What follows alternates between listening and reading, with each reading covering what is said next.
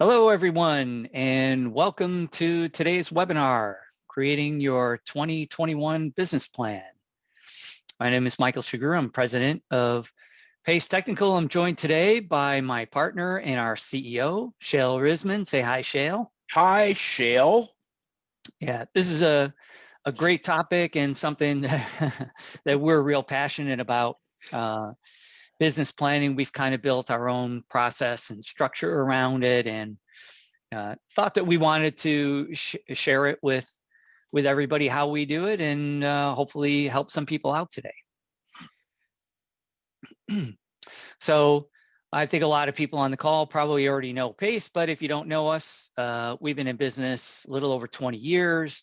We're a managed IT support company with a very proactive focus, also providing managed security, managed cloud services.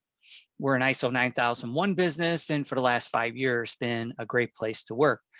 So as you can see on the left here, I mean, we provide all the basics that most of the companies probably in our space provide, help desk and basic maintenance, ticketing, monitoring, those kind of things.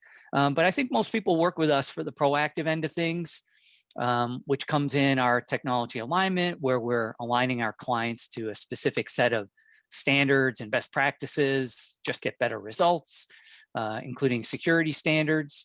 Our technology consulting team, helping people prepare for changes, helping them budget and plan for the future and get the most return out of the money they're investing in IT. And then lastly, our client success team is kind of the glue that holds everything together, managing KPIs and the results and making sure that our clients are seeing the results that they should be seeing out of their IT. So if you've been on any of our previous training webinars, that's great and welcome back. If you haven't, don't fret, you can still get access to any of these training webinars for free on our website.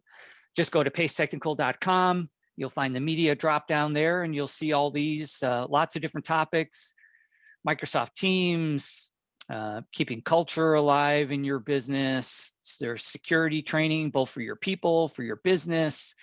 So a lot of great stuff there. So here's our agenda today.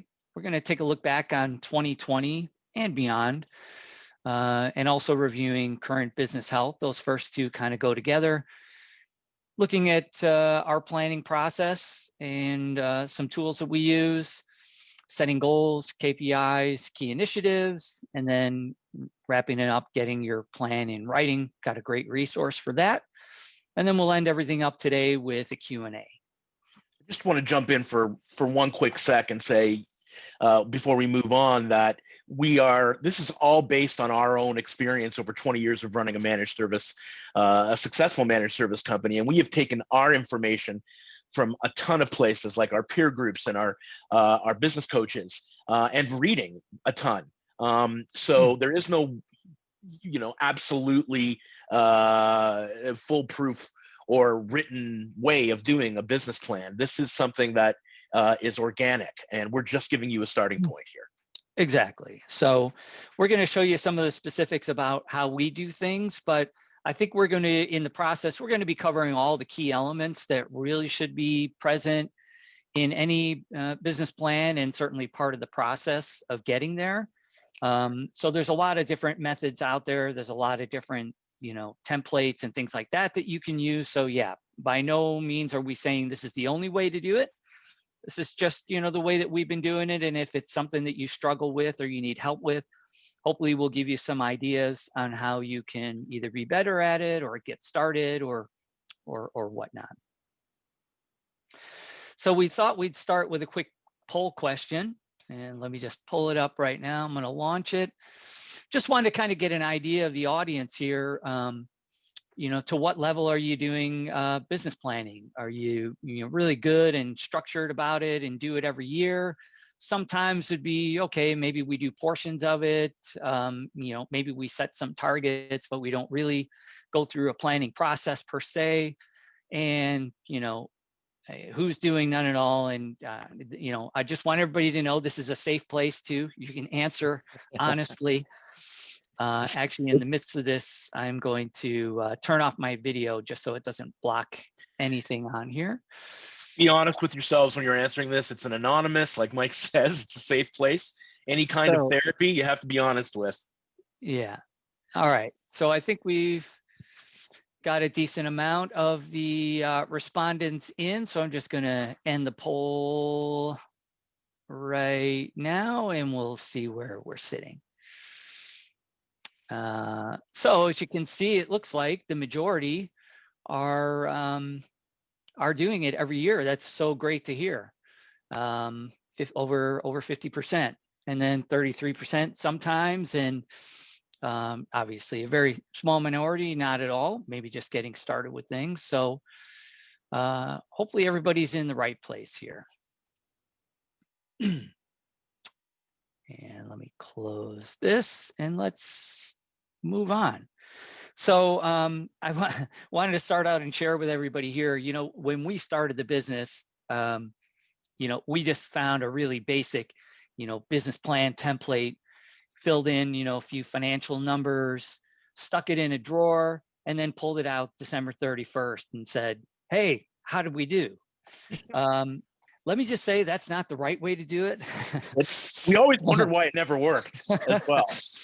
But it's how we started. We just found a template, we downloaded it, and whatever, did our best at the time. But so really just wanted to kind of reemphasize, the plan doesn't have to be overly complex, but you do want it to be organized, and really use it as something that's going to help map out maybe the next year of business and even beyond. We like, long-term strategic thinking as well.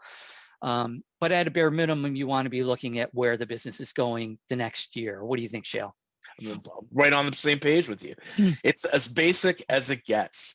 You're walking across a tightrope, you need one of those balance bars and you need a good pair of shoes. And that's the least of what you need. So that's what we're talking about here. Yeah.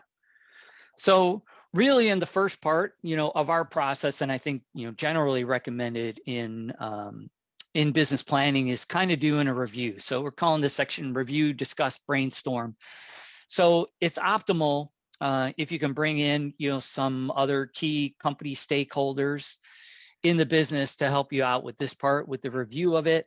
I know a lot of people, it's just, it might just be the owner of the business, but consider bringing in some other key managers and whatnot. So at this point, we're not really writing the plan yet, but it's definitely a key part, I think, we think to getting the plan right.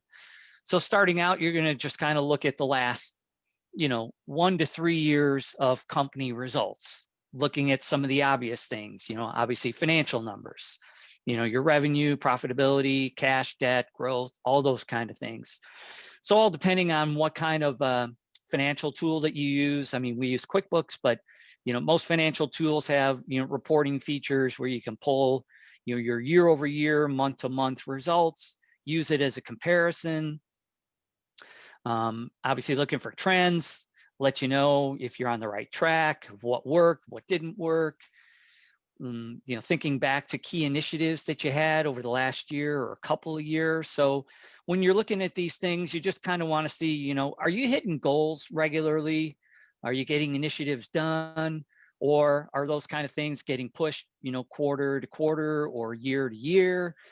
Could be a sign that maybe you're just a little bit too ambitious with goal setting, and with some of the initiatives, maybe taking on too many initiatives sometimes can also be an issue. So it's really good to set realistic goals. Certainly our coach is always pushing us on that, setting realistic goals that you can hit, because when you hit those goals and when you accomplish those initiatives, it's really great for everybody's morale. And once you can hit a number, then you can start looking at stretching things. But initially you want to get some rhythm in place where you're regularly hitting things. What do you think about that, Shael? I'm right with you. Like, you want to have, certainly at the beginning, you want to have some success. So, stretching it can come later. You want to aim at a reasonable goal for the first few times that you go through this and hit it. And when you hit it, now it gives you an impetus and morale to go to the next level. I'm 100% behind that. Exactly. So kind of the next step, and a great exercise to do, if I think a lot of businesses already do this, but we'll call it who's on the bus, basically kind of evaluating your employees.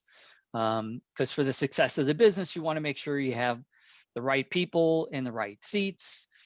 So, some people might call this force ranking or top grading. Basically, you're looking at each of your employees and kind of giving them a grading. So just like in school, the A to F grading, obviously you want to have as many A players as you can, but you don't necessarily need a whole company full of A players. And I think there's definitely some studies that suggest it's good to have a good mix in there, some B and C players. Obviously, you don't want people dragging your company down, but B and C players aren't necessarily always a bad thing. They could just be, people that are either newer, have great potential and just need, some help, training or whatnot to, improve skills. But definitely looking at fit for their role, their culture fit in the organization, looking at their potential for improvement. And also, it's a great exercise to look in and see, who do you love in the business? Who do you want to hire more of? Because, there's also a great way to try and find more of those people. And that's through those people that you already love. Yeah, we've had great success with that. I mean, we find and nurture these people who are fantastic, and we immediately go to them and say, who else is like you? Who thinks like you? Who's going to make your life easier? Give us a name. And we've seen some great success in getting referrals from existing employees, for sure. Yeah, and definitely at Pace, we for sure hire for culture. Skills are always something that can be improved on with training, but culture fit is really hard to change if you've got the wrong person. So also now we're going to sort of zoom in a little bit. We looked at the 3-year. Now we want to maybe zoom in a little bit more on just the last year. So looking at 2020, what were the bright spots? What were the dark spots? Lessons learned. And then Shael, I know you love this exercise, start, stop, keep. Yeah, this we find to be incredibly productive. I mean, you want to take, like Mike said, you want to take an overview of 2020 or the whatever year you're in, and look at the great things that happened, look at the not so great things that happened, and figure out what you've learned from all of that. And a great way to do that is by creating, basically on a whiteboard or a sheet of paper, a column for start, a column for stop, and a column for keep. And what we do is we look at the year and we go, okay, based on what we're seeing, what do we need to start doing that's going to make some critical changes to the way the business runs? And it works the same way for stop. What do we need to stop doing, for 2021 that we did in 2020 that's either not working or working against us? And then third, we want to look and say, based on 2020, what did we do right? And what do we need to keep doing and maybe even focus more on? So it ends up being a really productive exercise, and it's certainly not anything that you just got to focus your executive team on. This is something that you can certainly open up, and we do, to our entire team, that they can participate and submit these things to us on a regular basis, so that we get a much broader understanding of what our company needs. Yeah, definitely. You can get a great perspective and even a lot more insight from just employees in the organization going through this exercise. I've also heard of other businesses and teams and departments using this as a simple way to give feedback on employee, kind of like employee reviews as well, in giving good constructive feedback to your employees, what they should start, stop, and keep doing. So the next section here is we're talking about doing a SWOT analysis. So SWOT, the acronym, stands for strengths, weaknesses, opportunities, and threats. Really just trying to look at your organization from a high level and going through each of these categories. I know, Shael, you like this one as well. Yeah, I think that this is along the same lines. Is a great productive exercise for a whole team to do. Certainly when we were starting, you go back and look at what we've listed as our strengths and our weaknesses. A lot of that stuff hasn't changed. in strengths. Certainly, our strengths have always been, we built this company around client experience, so it's right at the top of the list. Process has been something that we've been working on for, you know, at the very least 10 years out of the 15, 20 that we've been doing this. So a lot of those stay the same. And weaknesses, you know, we're a very transparent company. There's been a couple of pieces of elements of weakness that we still struggle with on a regular basis. And those have remained on our list. There's also some things that have changed. We've become stronger at certain things and weaker at certain things. The stuff that is really much more organic is the opportunities and the threats. You know, like cloud, when we started this, there was basically no such thing as cloud computing. And it slowly came up on our opportunity list. And then it became a strength. And it's really cool to kind of watch those things kind of progress organically. But it's really important to keep going through this exercise once a year. Exactly. So I threw up this graph here just to, you know, give even a few thought-provoking questions in each of these areas. You can do some Google searches, like there's tons of templates that exist out there to help you get through this exercise, and even some things that, you know, walk you through it in these questions. So yeah, the strengths and weaknesses end up being more like internal type things. So for strengths, you know, what do your customers love the most about you? What are you best at? You know, what makes you stand out? Weaknesses, you know, where do you lack efficiencies? What do your competitors do better than you? Opportunities, what are you missing in the market, or what is missing in the market that doesn't exist right now that possibly you could capitalize on? New technologies, threats, you know, what are changes occurring in the market, technologies that can replace what you do.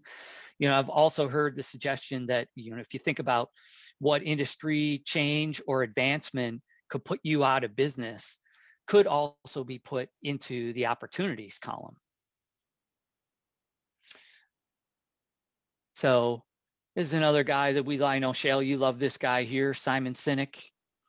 Absolutely. This is someone that certainly I have been following for years, and who is probably made some of the most profound changes to the way people do business certainly in the beginning of this century.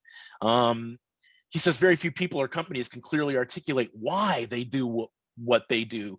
By why, he means purpose, cause, belief. Why does our company exist? Why do we get out of bed every morning? And why should anybody care? I mean, it's a pretty basic question, but man, when you actually sit down and define it in this way, why do people get up and work at pace? Why do I get up and work at pace? And you got to take the whole, I got to earn a living out of it, because that can apply to anything. It's what motivates you to do this specific thing. And once that becomes clear, and Simon Sinek says this in all of his books, once the why is clear, everything else falls into place much easier. So before you start planning, you really need to figure out the basics. And, you know, in general, this is a great book to read for business people anyway. So highly recommended by both me and Mike. Exactly. Yeah. So starting with the why. And yeah, we love this book. And interestingly enough, I mean, the title is Start with Why, which is a big part of the book, but you know, leadership and how to manage and lead your people and empower your people is probably about the biggest message, inspiring your people about this book. So yeah, definitely highly recommend it. Great point. So along the same course of your why is life and business planning. So one of our mentors, you know, forced us to do this before doing our business plan, and also suggests reviewing it every year. You don't have to rewrite it every year, but definitely reviewing it. Sometimes life events change, but, you know, kind of going along with the why, this is all about what do you want as an individual out of life? What's important to you? It's a great exercise if you have more than one, you know, owner or key member of a business, to go through this exercise, because I think this is really key. What you want out of life in general, personal and financial goals, thinking out, you know, kind of long term of, you know, what you really want, and then trying to figure out, okay, if this is where I want to be, whether you want to talk about retirement at a certain age, or gaining a certain amount of wealth, or selling your business, or whatever the case is, at a certain point in time. Now you have a goal out in the future. Now you could start building a plan of how do you get there. And there's going to be a personal aspect to that, and there's also going to be a business aspect to that. It's a mostly, but interesting. It's a mostly personal aspect here. Certainly, that when it was introduced to us by our mentor, that he had said, and it was a great, it's a great tool that you can use to plan for business planning, is by looking. When we started doing this, when we first started doing this life and business planning, it was about 2009, 2010. We had been in business for 6 or 7 years. We had, our children were much younger, obviously. And our 10 years, 5 and 10 years out looked a lot different than they look now. Before, we were looking at, okay, we're going to, like in my case, what are the big expenses that are going to come up? Well, I'm going to have to pay for a bar mitzvah, or I'm going to, we've got to start looking at what we're going to do for school. Well, now I've got a 22-year-old and a 19-year-old, and my 10-year plan has changed a huge amount, is how, I'm going to be paying for school, weddings, that kind of stuff. So it's such an organic piece that there's a reason why we do it once a year now. It's great advice. Yeah. So a real quick sidebar, I'm going to give a quick story about, the story of why with Pace Technical and why Shael and I started Pace, over 20 years ago. So we both worked for another IT company. Shael ran operations, I ran business development. We were having good success growing the business, but the business had two very big issues. I mean, they were all mainly, okay, it was one big issue, it was the owner, but the big issues were really due to the owner. So the first one is he really didn't care about the employees. Like, he was the owner that was kind of offsite. He didn't show up to the office. He bled the company dry of the finances, at the expense of payroll at times. Sometimes we didn't make payroll because he, filtered the money out of it, and, cash flow was slow. The other big thing is he really didn't care about clients. He overcharged where he could, and he only wanted to provide, the rudimentary, like hourly IT installation and repair service, kind of that reactive service we talk about. He didn't care how many problems or issues the clients had. That meant that there was more billing being generated. So the results didn't care, all depended on, all he cared about was billing. So we knew that we could do it way better. So when we set up and started Pace, we had a couple of key objectives.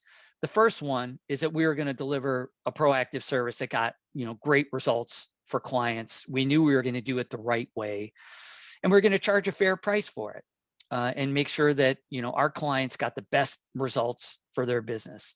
The interesting thing is we still see a whole bunch of other businesses in our space selling themselves as this, proactive service, that's looking out for the best interest of the client.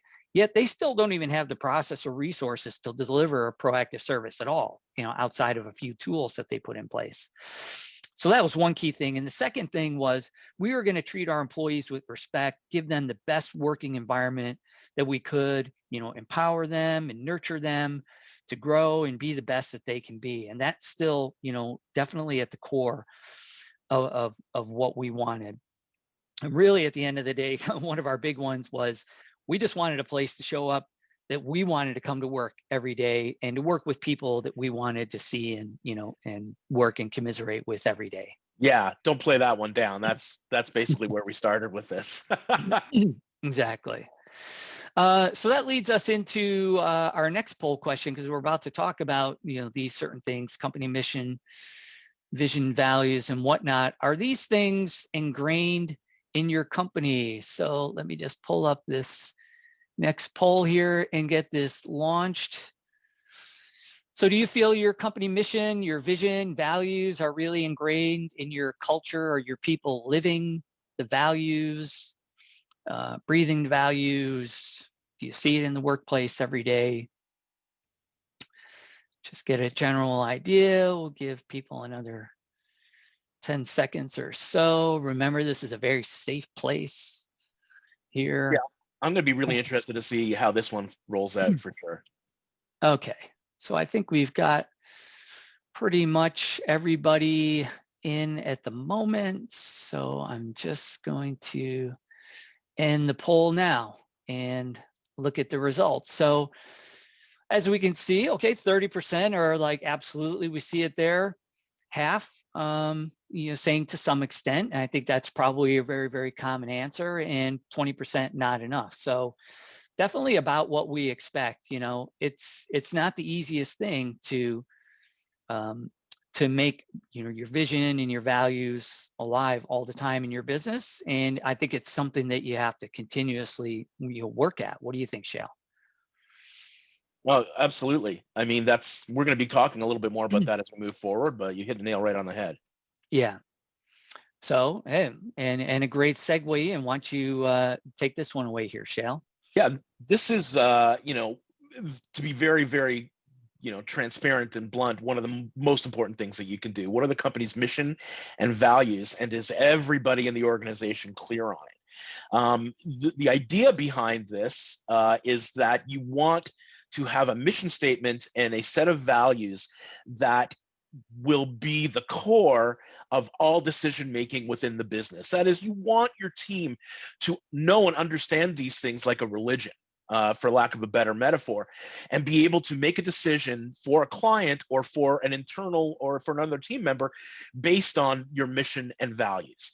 At Pace, we came very early to the table with a mission statement that was based solely around making our lives of our clients better. And a set of values, for example, that were like, bring value beyond the fix. That means, take that extra step when you're fixing a problem for a client, go one step further, or wear the client's shoes. These are our values that we live by and we make decisions by. And what that does is it makes everybody stand on a common ground. And makes people make the same decisions that you would make as an owner. So it's unbelievably important that you keep this in front of everybody's face. In our case, we have them up around the office in poster form. We talk about it every Friday at our all staff meeting. We talk about the wins that we have and draw them back to the values that we have so that they are alive in our company.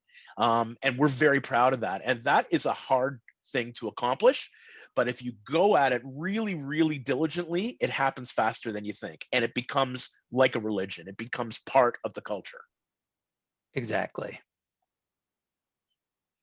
So moving on, looking at how you want to position your service in the marketplace. So it's this is something you're passionate about too, Shael. Yeah, absolutely. Like it's about looking out there, seeing what your competition is. What does a business want to be when it grows up? You want to make decisions and start reflecting what you're doing based on what you aim to be, and make sure that's in your current activities, whether you can, be successful at accomplishing it all the time or not. It's important to think about what you want to be. It's like that old saying goes, dress for the job you want, not for the job you have. It's exactly the same thing in business. You want to always keep those decisions at the forefront of the company. Yeah. So you want to think in advance. Love that. Yeah. Moving right along to your core customers. So who your business wants to be, as well as what kind of customer is the best fit, and doing that kind of a review. That's something that we do regularly as well, right, Shael? Yeah, this was a big deal for us when we first did it a few years back with our business coach. The blunt question was, look at your clients and which ones of them do you treasure and who value you the most, and who do you consider your best clients? So we would put it down to a list. We came up with a list of only 5 or 6 people. 5 or 6 companies. And we looked at the commonalities between those companies. What is common with each one of these? They have a rational and reasonable primary contact. They have between 30 and 200 end users. They have critical value for their technology, and they know that it is the make or break of their business. Those are 3 things that they all had in common. So what do we need to do with those, with that stuff? Well, we need to be able to use that information to bring in more people like that. And that was a big realization for that. Certainly Mike, who's, does business development for Pace, this was one of the major things that helped us qualify the right people to talk to. And we went from having 5, having 15% of our clients being core customers, to having 75 of our clients being core customers, just with this exercise alone.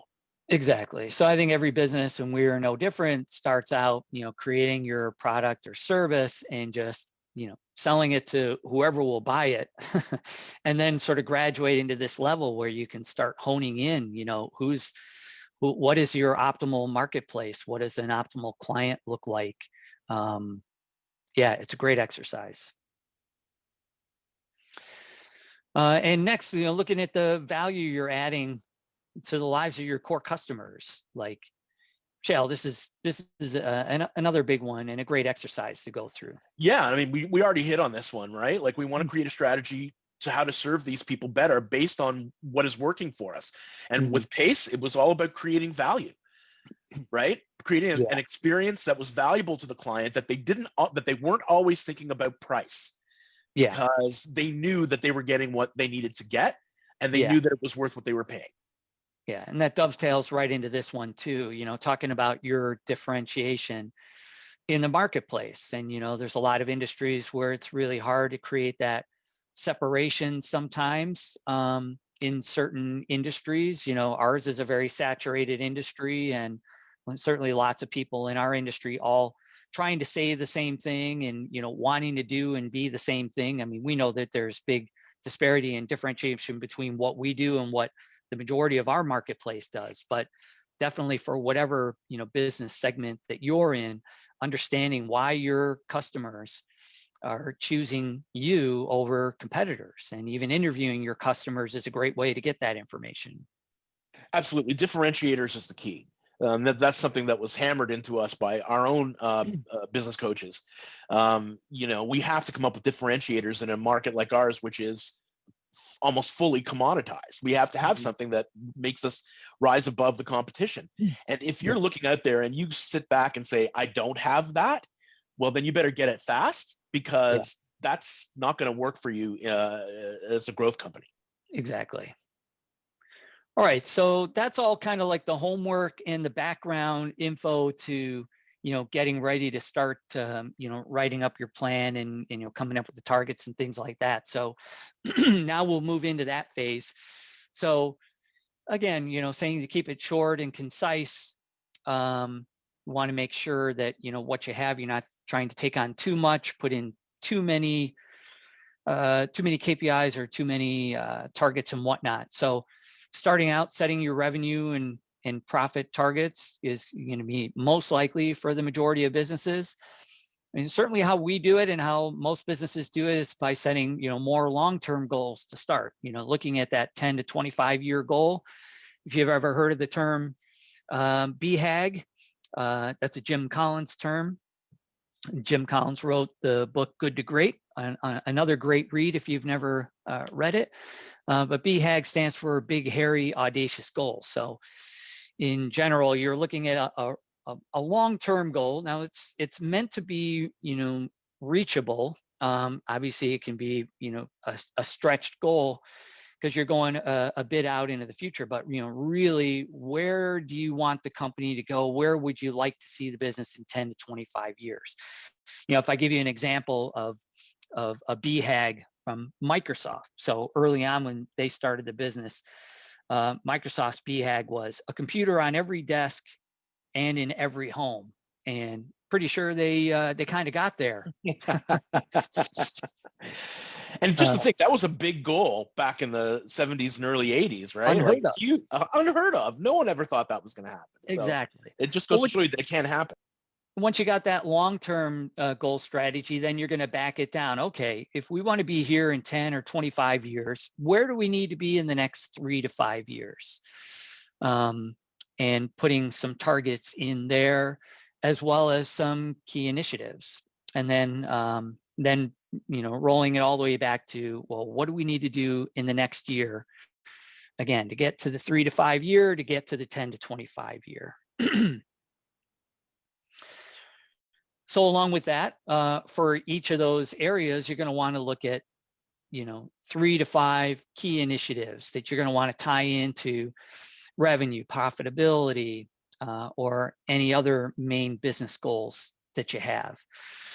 And certainly tying everything, accountability, you have to have an owner on each of your KPIs or your key initiatives, to make sure that it happens, and the owner of these isn't necessarily always going to be the person that actually executes those things, but it is going to be the key person responsible for keeping track of it, reviewing it, making sure you're on track and whatnot. So you'll see the term in here, red, yellow, green. I'll show you what that looks like specifically a little bit later on when we look at the tool that we use. But basically, red, yellow, green is a method for setting targets. So if you wanted to be, let's say, at $1 million in revenue, your optimal target is $1 million. But you might set a target underneath that to say, well, we want to be at $1 million, but we absolutely have to be at 950,000, or else we're going to be in real trouble. And if we do amazing and we kill it in sales or whatnot, we might be at 1.1 million. So your red number would be your low number of 950,000. Your green number would be the target number of $1 million, and then you'd have another number, actually a super green I don't have listed here, and that would be your 1.1 million. So I'll show you again a little bit more what that looks like when we get there. Some of the next steps now, once you have your target set, once you have some key initiatives set, now you want to look at, the business operations and how, those goals, those KPIs, metrics, and initiatives affect all the parts of the business, and it's going to help you in developing your plans in the different functional areas of the business, your sales department, your marketing operations. So, if a big goal is increasing revenue, are you going to be adding, additional salespeople? Are you going to be looking at changing your presentation up, your offerings? For marketing, you're going to get more involved in social media or hire a marketing company, redo your website, whatever the case is. And operations, making sure you have enough resources in place, the right tools and technologies in place to get to where you want to be to hit those goals. What do you think about this, Shael? Yeah, I'm right on board with you. These are really critical, and you need to dive further into these. We just put them up very basically. The key word that comes up for all of this is being organic. All of these things look way different when you're at $1 million in revenue a year, as opposed to 2 million and then 5 million. Everything is organic. Everything needs to change. When we started, our plans look way different than they do now. Now, all of our plans are built around scalability because we're a growth company. So it changes, and you really need to pay good, close attention to it. Exactly. So a couple of other considerations, budget planning, and that's really looking forward versus looking backwards. And, for a long time, we were that company. So, it's really hard to budget, and it takes a lot of discipline to be able to do it. But, we were that company that, went through the year and we look back and said, how did we do? How much, profit did we make? Where were our, expenses and whatnot at, versus now where we're more forward looking and trying to budget and forecast exactly where we're going to be versus just letting, anything and everything happen. It gives you a lot more control. And if you look at it regularly, you can change course if you need to and whatnot. And, strategic technology planning, as much as a lot of people might hate to admit it, pretty much every business in the world today is a technology company, first and foremost. Like almost every business now, technology is at the forefront of your people getting their job and their work done every day. I know you have some insight here too, Shael. Oh yeah, I mean, this is what we do. We do strategic planning as a bottom line to our client base, and this can be a critical part of the planning. You have to include it, no matter what kind of company you are. You have to figure out what technology works for you facing the client, whether it's a portal, whether it's a strong line of business application. It doesn't matter. Or internally what you're using and how those two things talk to each other. It can be very, very complex, but it absolutely has to be a part of your planning. Yeah. So I wanted to introduce everybody to, one of the tools that we use. So, we were lucky enough to be exposed early on to this gentleman here. His name is Vern Harnish. He's the CEO of a company called Gazelles. And this is, so we were lucky to see him speak at a conference, many, many years ago. And I have to say, it was one of the main turning points in our business, because up until this point, we were not really good at, business strategy and planning and whatnot. So, and they offered us, a really great, easy to use, process. So I'm just going to say that, we're in no way an agent of Gazelle's. So if you want to use these tools, it's great. They're free tools and whatnot that they have on their website. You can see on the left here, these are all the tools. We're going to focus on the one-page strategic plan. But this book here is a great read as well, called Scaling Up. And the whole book and the contents is based on how Rockefeller used to run his businesses. Obviously a very successful man, but he had some very specific methods and process for how he ran the business, for his strategy, meeting rhythms, everything about the business. So, and that's what the principles of scaling up is built on. So this book is available. I think it's about $30 on Amazon if you want to get it. And it talks through exactly how to follow all this process that we're talking about today. By no means, again, is it the only way to do it, but it's a great way, and they have a lot of great free tools. So it's an easy, very low cost way to get started with it. So yeah, you can go to their site, scalingup.com, growth tools, and you can download a whole bunch of free tools. And they have, the book explains it. They also have blog articles that explain it as well. But this is the tool. Now we have a modified version of this, but I'm just going to go through. This is the tool that you can download from their site. And it's called the one-page strategic plan. So it's actually 2 pages, but I think it's meant to be 1 page, front to back generally. But all the core elements that we just went through in the planning process are included here, from the high level looks at like core values and things like that, down to your 1-year plan and key initiatives and all that. So it's meant to be looked at from left to right. So obviously the first column, you put your core values in here, and this is a great place to keep something, front and center in your planning process to review, every year. You don't necessarily have to rewrite, you're probably going to write this left-hand side, certainly the first couple of columns once, and then just be kind of reviewing it every year. So your core values and whatnot, your purpose, and you can they want you to try and do that in maybe a maximum of a couple of sentences, why you're in business, why the company exists.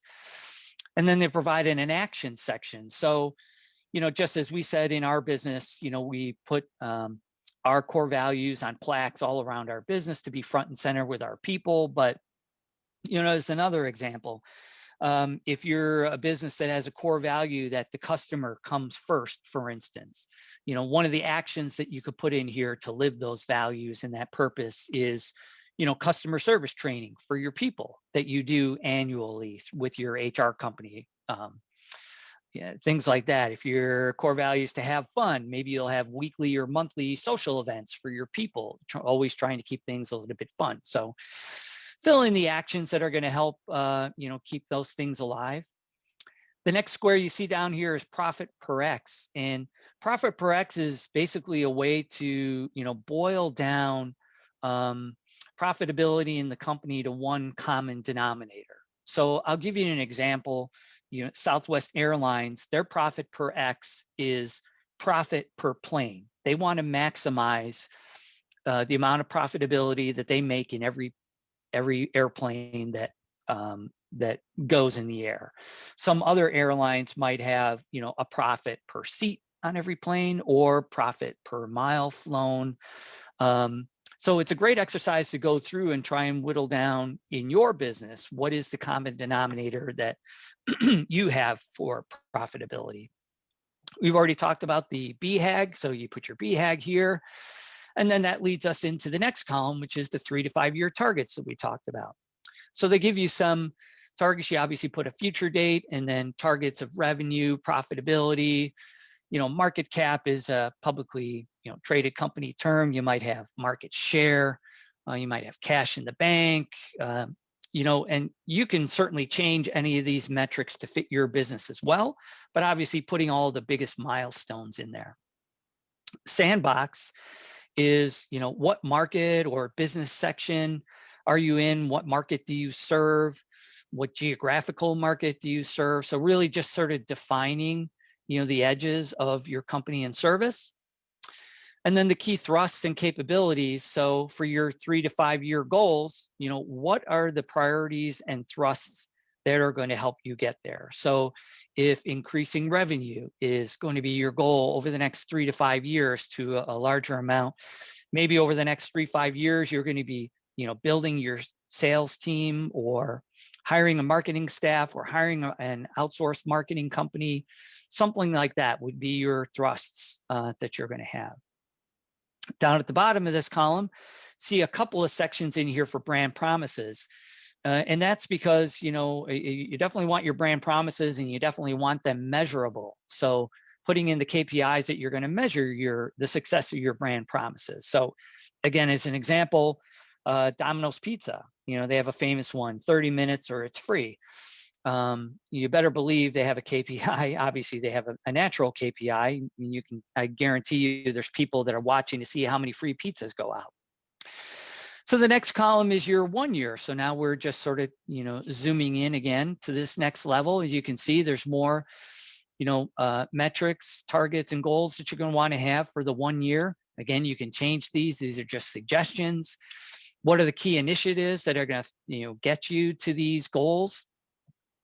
They don't necessarily have to be the same. And in a lot of cases, they won't be the same. But let's say your large target 3 to 5 years is a higher revenue, and you have a thrust of hiring a sales team, maybe that you don't have today. Maybe goal year 1 is hiring that first salesperson or hiring that second salesperson. So you might be breaking down these, or these priorities could be completely different than what you have in the 3 to 5 year. Again, all depending on how you reach those 1 year goals. Critical number is a great feature of this as well. It's really that one thing. You could have 2. You don't have to have 2. You could just have 1. What is the critical number? Is it hitting a certain revenue target? Is it hitting a certain profitability target? Is it reducing, the amount of debt that you have to a certain number? And what is that certain number? You want to try and involve and get as many people on board with this critical number as you possibly can to see success. But we talked before about the red, green, and super green targets. So this is where, if your revenue goal was $1 million, so $1 million would go here next to the green. Your 950,000 or whatever your lower target would go on your red, and then your super green of whatever 1.1 million. Again, all depending on what it is in your business, but just a visual representation of where do you want to be, what's the absolute minimum you need to hit, and if you do amazing, what does that target look like? So the second page is actually missing from here. I think it went out of my presentation. I know what happened. But the next page actually goes through quarterly targets. You can see it on the download if you get it. So you're going to go through kind of a similar process to the 1 year and set quarterly targets based on where you need to be in this coming quarter. And you're going to do that and repeat that process every quarter of the year and define key initiatives, define critical numbers. They also suggest creating a theme by quarter to rally as many people as you can around whatever your critical number is or whatever key initiative that you might have in the business to try and rally everybody in the team along with it. So highly recommend this. If you don't have a great tool that you're using at the moment, it's really easy and concise to use. So now having a look at, how do you make sure that you keep it alive and make sure that it works? Obviously, creating the KPIs and the deadline for each level of your plan is critical. Shael, I know you got some insight here as well. Absolutely. Our annual plan is the roadmap for next year. It needs milestones, deadlines. KPIs is what we live by. And we certainly have lived by them a lot more even in COVID because we haven't been all together. We've had to watch our key performance indicators really closely to make sure that we're being as productive as we possibly can when we're away from each other. And the fact that we had good KPIs ensured our success as we work remotely. Everybody needs to do this. And it leads directly to these kind of KPIs and milestones, deadlines, that stuff leads to accountability, allows you to measure. And when you when you measure things properly, it leads you to be able to perform better. So it's Yeah. really important to keep that in mind. Yeah. So I saw that someone had raised their hand, Riaz. We're just about at the end, and we're coming up on the Q&A. So if you have a question, if you don't mind, type it into the Q&A section. And if the question is this going to be a recording going to be available? Yes, it is. So we'll definitely make that available to people if we didn't make that clear before. Yeah, and then the last thing, obviously be flexible. You have to revisit the plan. Like I said, we did it the wrong way by doing it, at the beginning of the year and then sitting it in the drawer. It's got to be alive. It's the only way to see success with the business planning process. Reviewing it regularly and going through the process quarterly, I think, is also critical. Like just doing it, only a 1 year look and not looking at quarterly goals and targets and things like that. I think you're missing out and making things more difficult. What do you think there, Shael? I'm right beside you. One of our audience members, Jim, pointed out as well that during COVID, certainly you've got to do it more than just once a year. Absolutely. It's part of our weekly planning and our weekly meeting rhythms. But obviously quarterly meetings based around what your annual goals are absolutely critical. So definitely you want to be on this. This is not something that you put in the drawer. Exactly. So yeah, and some final thoughts here, sharing the organization with the organization as a whole, if you can. What we've learned over the years, I mean, initially it was just something that, Shael and I did, and that, we didn't share it with anybody.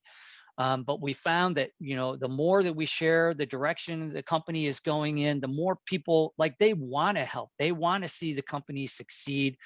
And man, that has been a giant change in our business. Yeah, giant change.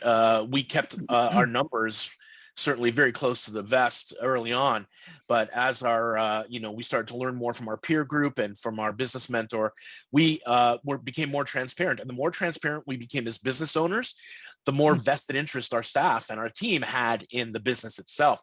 And suddenly they weren't just coming in between 9 to 5 anymore. Suddenly they were coming in and working harder because they knew what was at stake. Exactly. Also making sure you have the right meeting rhythms. Like this is something, a great takeaway, and certainly one of the Rockefeller habits that we took away from the Scaling Up book, daily, weekly, monthly, quarterly, annual meeting rhythms, like daily huddles, weekly meetings, reviewing metrics, holding people accountable, and regularly reviewing the business plan has, I think, been, definitely critical to our success. Go out and buy Pat Lencioni's book, Death by Meeting. It will change your life as far as setting up meeting rhythms. Mm-hmm. Yeah. So, and yeah, here are some final thoughts. Every business can benefit from the planning. Again, regardless if you're a business of 1, if you're a business of 1,000, doesn't matter. Everybody will benefit from having a plan for sure. Yeah, and if you are a business of 1, sharing with somebody else, if you have a mentor, if you don't have a mentor, highly recommend that as well. Possibly a coach. I mean, obviously we use a coach. Peer group. Yeah, that's specific to our peer group. You might find some, obviously a lot of business coaches available, and there's certainly business coaches associated with the process that we use of Scaling Up that you can find locally here as well.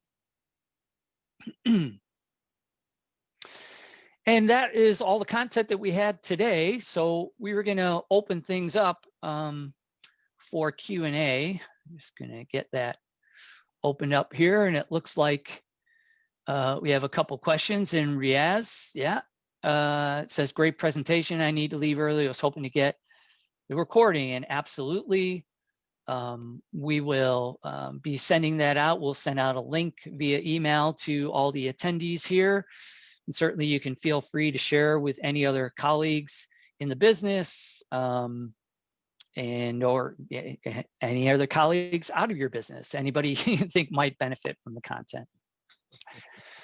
The next question here from Jim, did your billable time increase in the last quarter?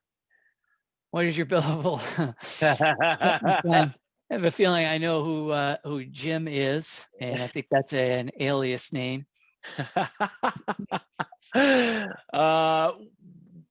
We can just very easily answer that by saying billable time obviously is something that we keep an eye on. However, it is not the driving factor in our business. We are a managed service provider, and therefore we built around different KPIs than billable time itself. Yeah.